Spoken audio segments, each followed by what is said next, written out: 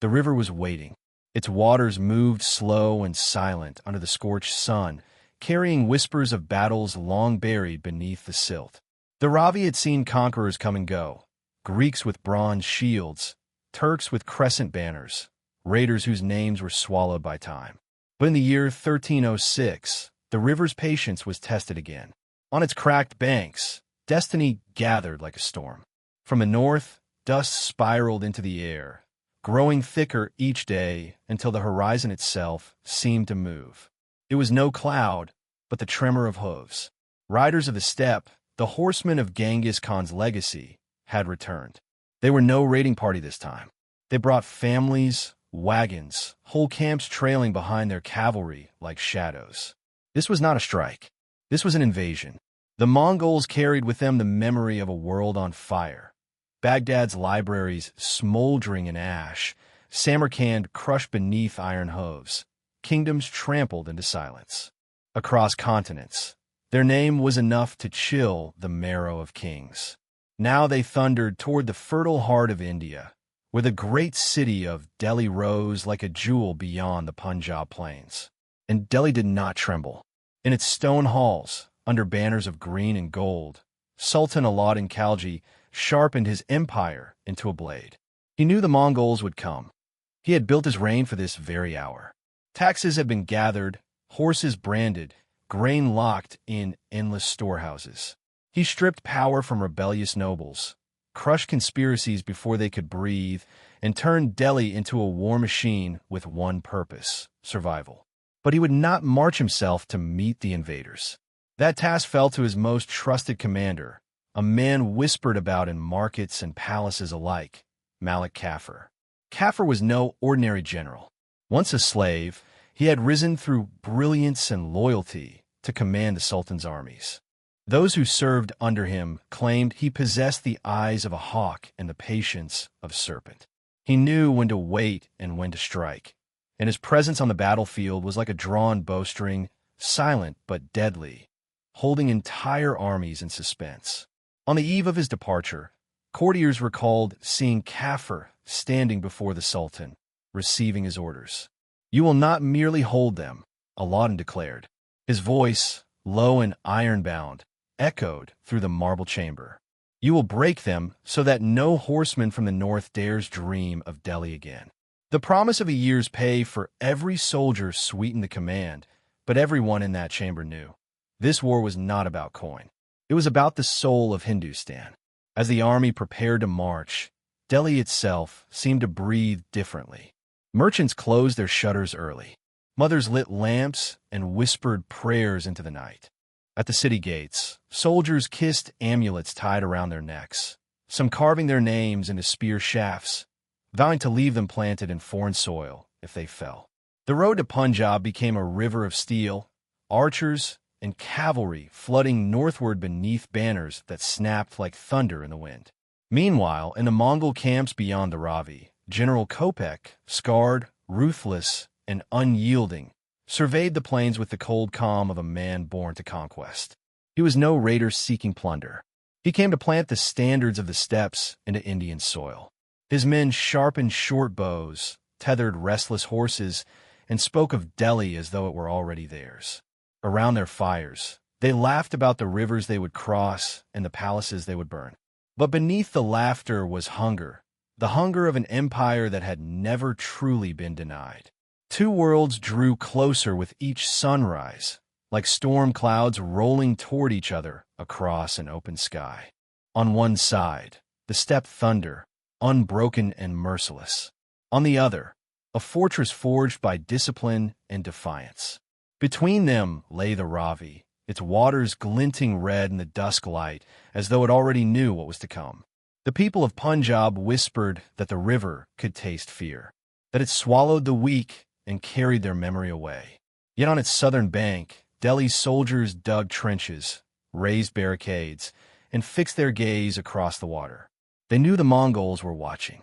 They knew that when the first hoof touched the shallows, the world would shatter into chaos. The Ravi was waiting, and soon it would drink deeper than ever before. The march north began before dawn. Under a bruised sky streaked with purple and gold, Malik Kafur rode at the head of the army, his armor lacquered black, catching only the faintest glimmers of morning light.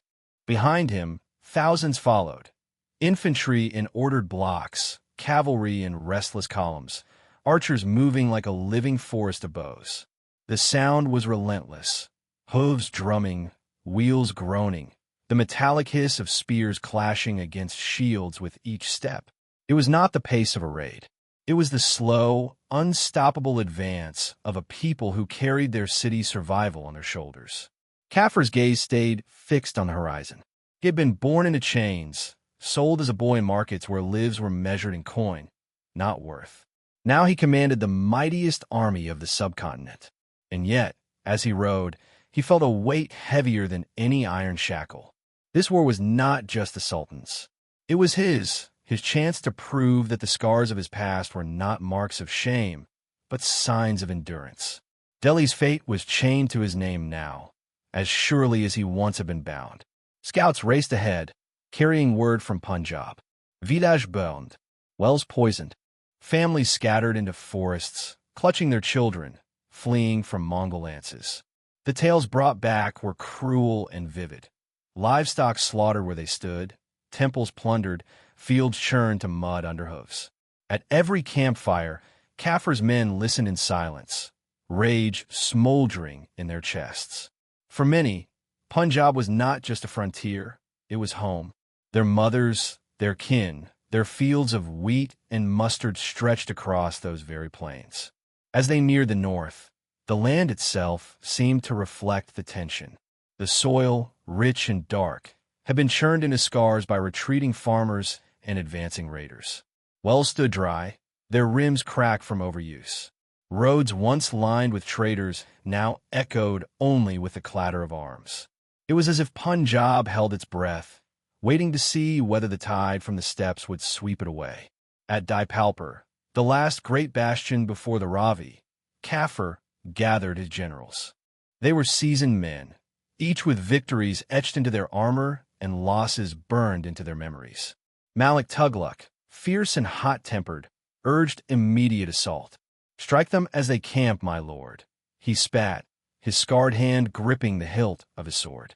"Let them drown before they taste the southern bank." But Kafur shook his head.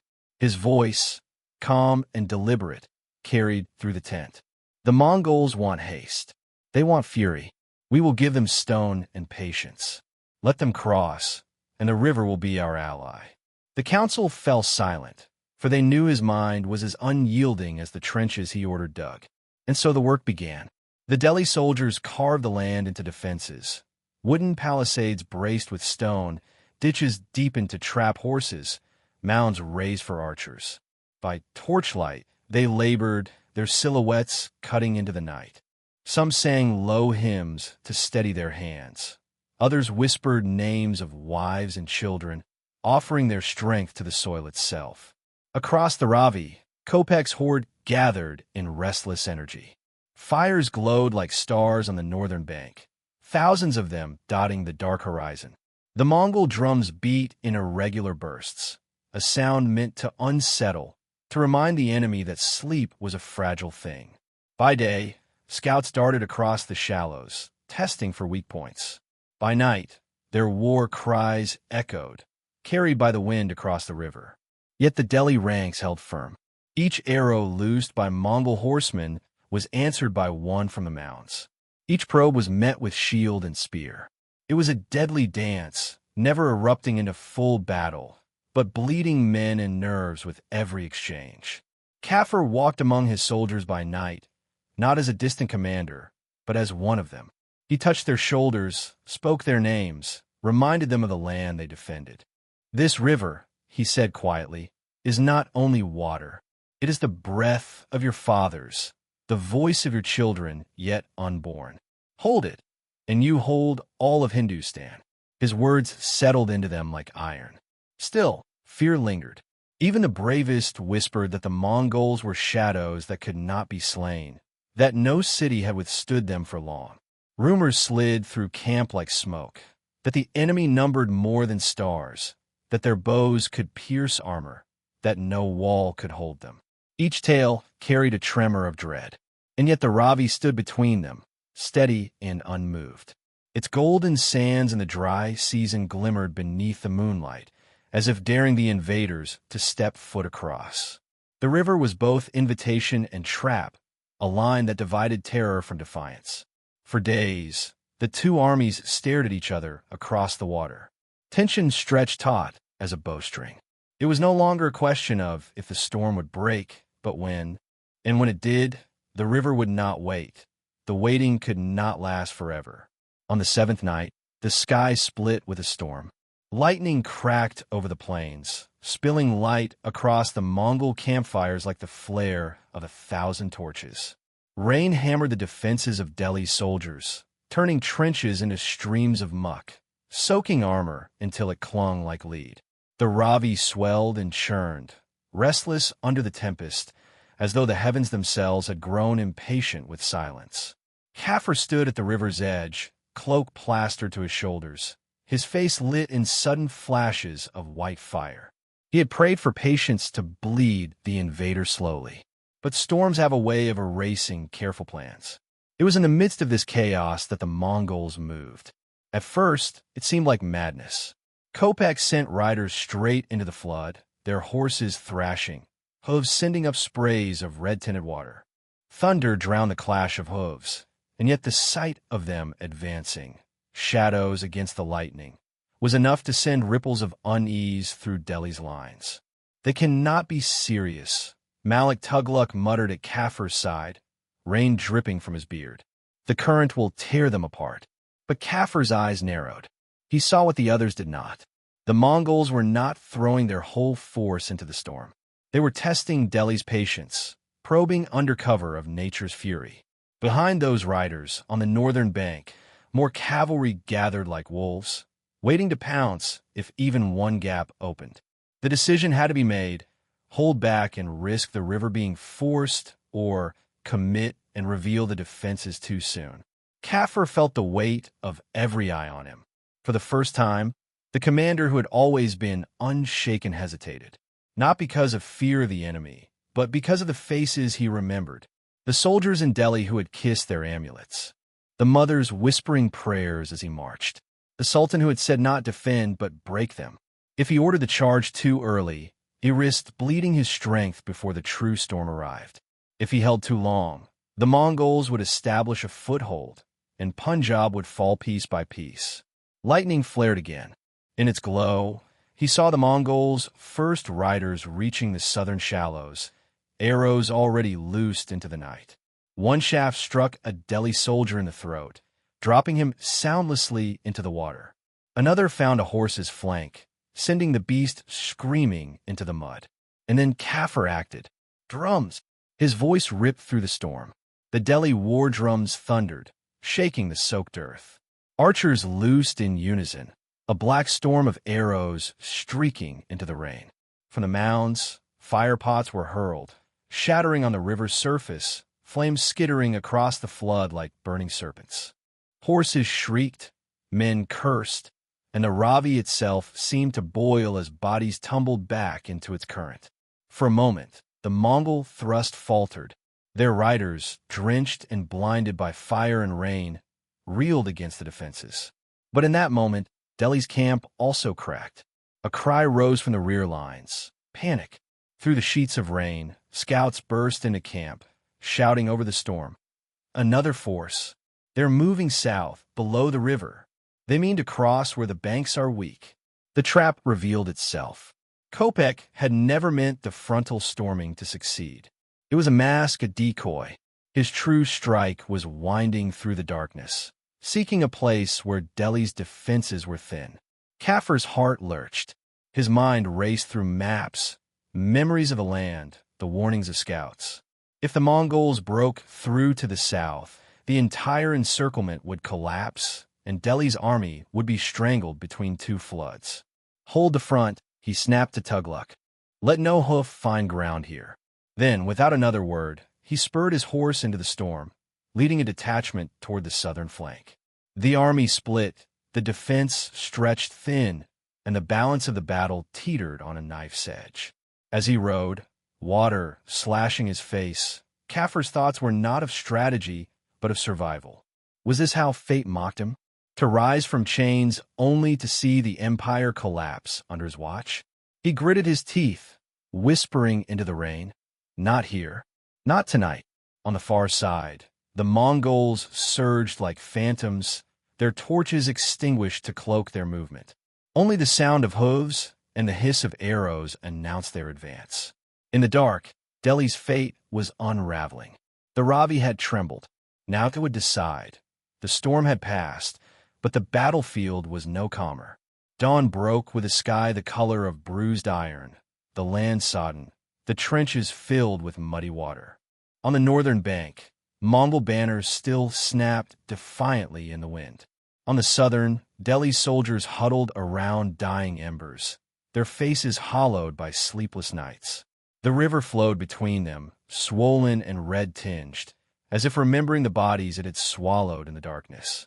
Malik Kafur stood at the edge of the camp, eyes fixed on the horizon. His armor bore the dents of the storm's skirmish, and his hands still trembled faintly from the weight of his decision. The night before, Delhi had held the line, but only just. The Mongol feint had nearly pierced their defenses, and his men had paid dearly in blood. Now, he carried not only the Sultan's command, but the burden of the fallen. Behind him, Malik Tughlaq paced like a caged beast. "We cannot wait any longer," he growled. His scarred face was flushed with fury. "Every day we sit, they grow bolder. Their scouts creep closer, their arrows fly further. If we remain behind these palisades, our men's courage will rot in their bellies." Kafur turned to him, his voice level but edged. "And if we charge too soon, we give them what they want. They live for open ground. They live for chaos." Tughlaq slammed his fist into the mud. "Then what would you have us do? Watch as Punjab burns around us? Watch as our soldiers break under whispers of Mongol invincibility?" Kafur did not answer immediately. His gaze shifted to the soldiers gathering for the morning meal. Men with hollow eyes, bandaged wounds, lips moving in silent prayers. He thought of the Sultan's words, "Do not merely hold, break them." Yet here he was, holding, bleeding his men with patience. And in their eyes, he saw doubt blooming. That night, Kafur walked the camp again. He found a group of soldiers sitting in the shadow of a mound, spears resting against their knees. One of them, a young man barely past his first beard, clutched his spear shaft, the wood freshly carved with his name. He caught Kafur's gaze, startled, and quickly rose. "My lord." His voice was unsteady. "You carve your name," Kafur said softly, touching the spear, "so that if you fall, the land remembers you?" The young man nodded. "If I fall, my mother will know I did not flee." Kafur's throat tightened. For all his strategies and reforms, this was the truth of war. Mothers and sons, names carved into wood because stone might not be enough. He placed a hand on the soldier's shoulder. "Do not fear being forgotten. The river itself will speak your name if you stand." As he moved on, the words lingered, not only for the boy but for himself. Would the Ravi speak his name as savior or ruin? The following morning, the Mongols shifted. Kopek himself rode forward, his horse draped in black, his eyes like coals under the shadow of his helm.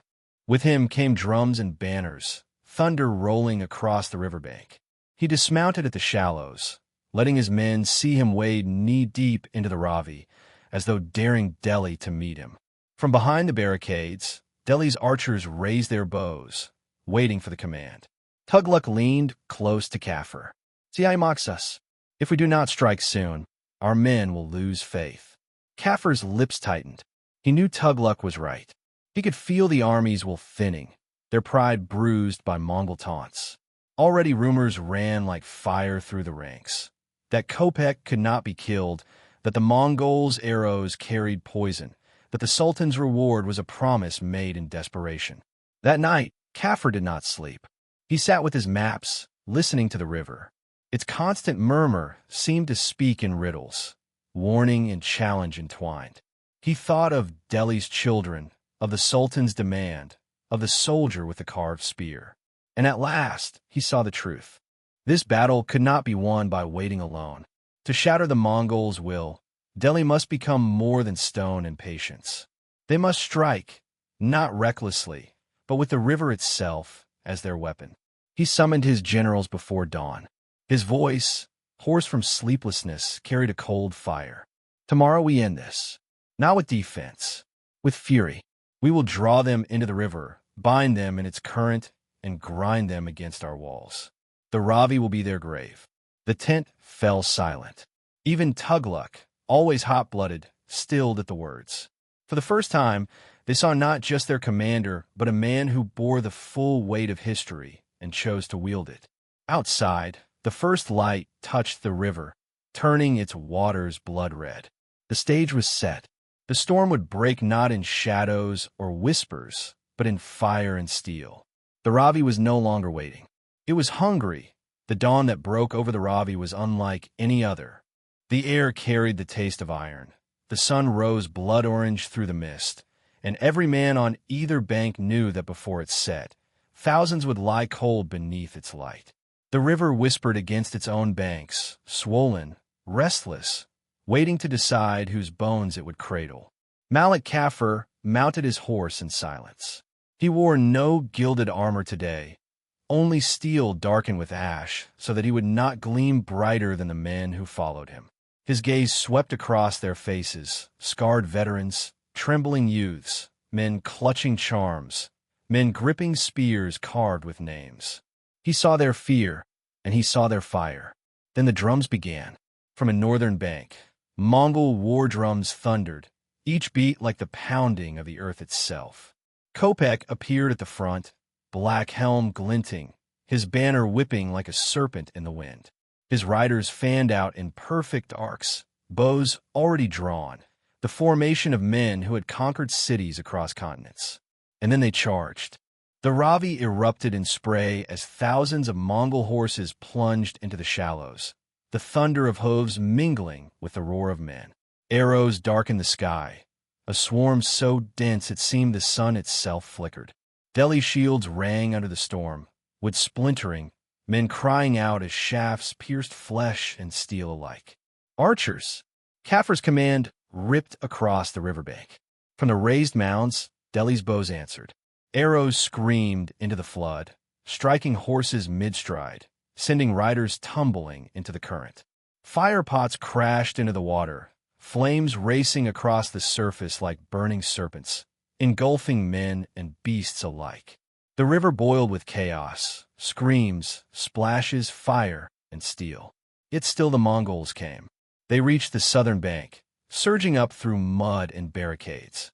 Short bows loosed at point-blank range, blades flashed in the spray.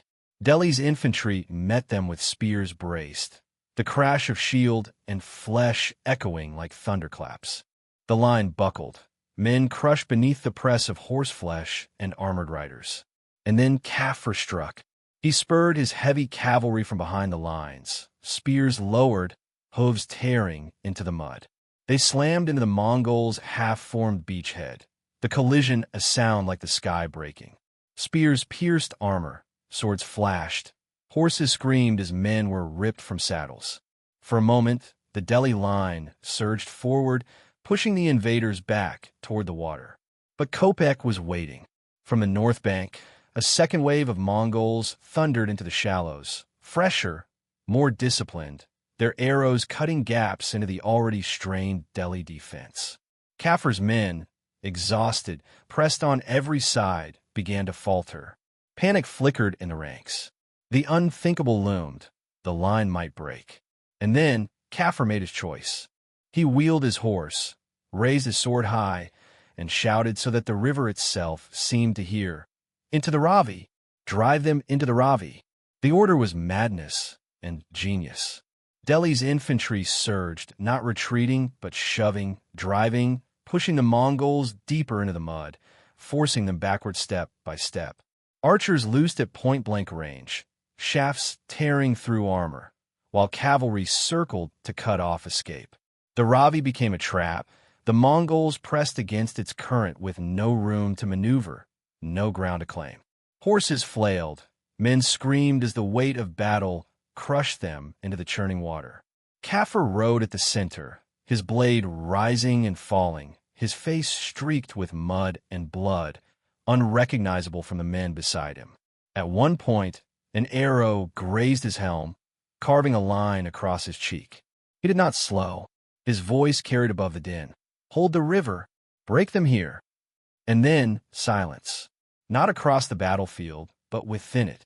A silence so deep that even as men fought, as steel clashed, a single moment seemed to hang in the air.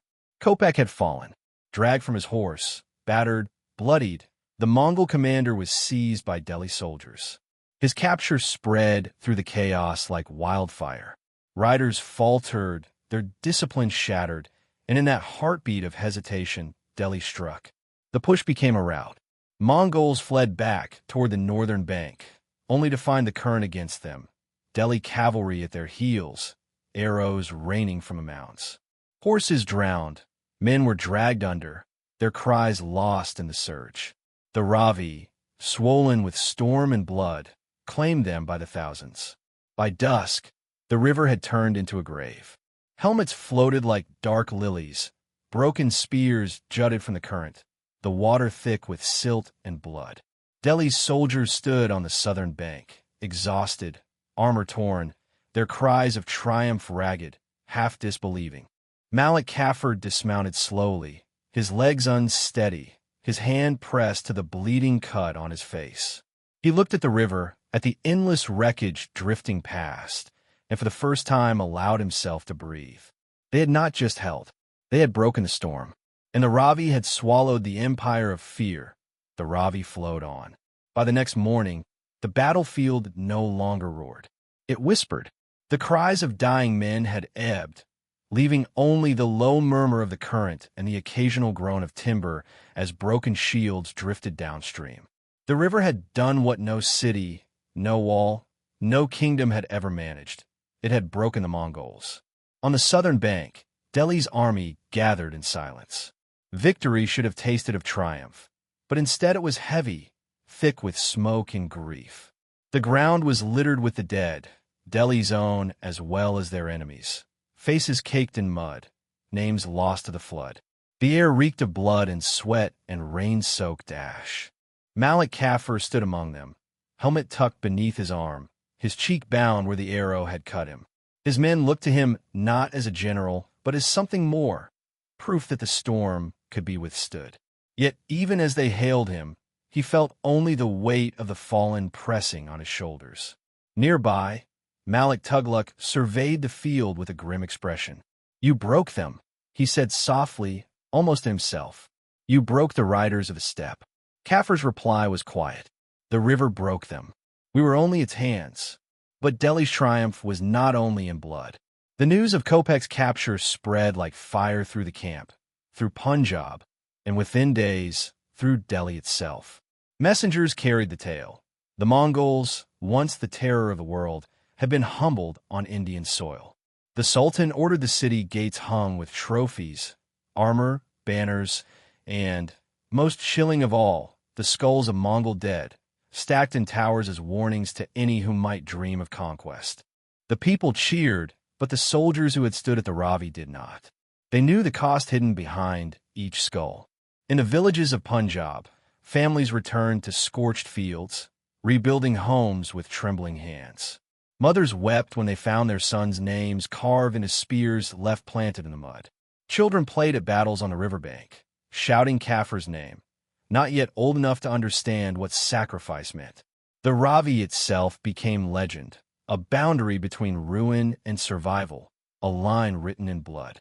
For Kafur, the victory was double-edged. He had fulfilled the Sultan's command, elevated his name to the chronicles of history, but he could not wash away the river's images. The young soldier clutching his carved spear, the men drowning with arrows in their throats, the eyes of the Mongol commander as he was dragged from the flood, eyes that burned with a hatred not extinguished even in defeat. One evening, as the army prepared to return south, Kafur walked alone to the river. He crouched at the water's edge, the current tugging at his fingers. For a moment, he thought he heard voices, low, mingling whispers carried by the current, voices of the dead who had been claimed by the river. He closed his eyes. "Did we save Delhi?" he murmured, "or only delay the fire?"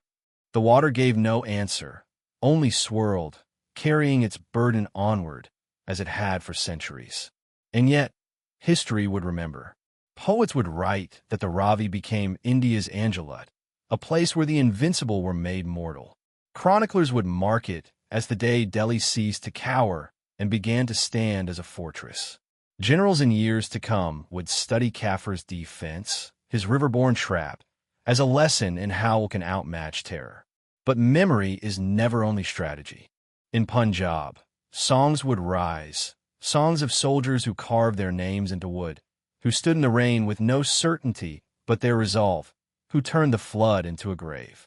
Songs of a commander once enslaved who bore a crown of iron, not for himself, but for the land he swore to shield. The Ravi did not forget. Even centuries later, travelers would pause at its banks and feel a hush, as though the river itself remembered that it had once drunk so deeply of human struggle. Delhi would rise stronger from that day. The Mongols would retreat into their mountains, their terror blunted, their will shaken. But in the quiet moments, when banners faded and drums fell silent, the survivors knew the truth. Victory is not the absence of fear. It is the act of standing while fear drowns around you. As the army finally marched back toward Delhi, leaving the river behind, the dawn broke once more over the golden plains. And in its light, the Ravi shimmered, not red now, but silver, as though washing clean the scars it had carved. Yet the echoes remained. For rivers do not forget, and neither do nations.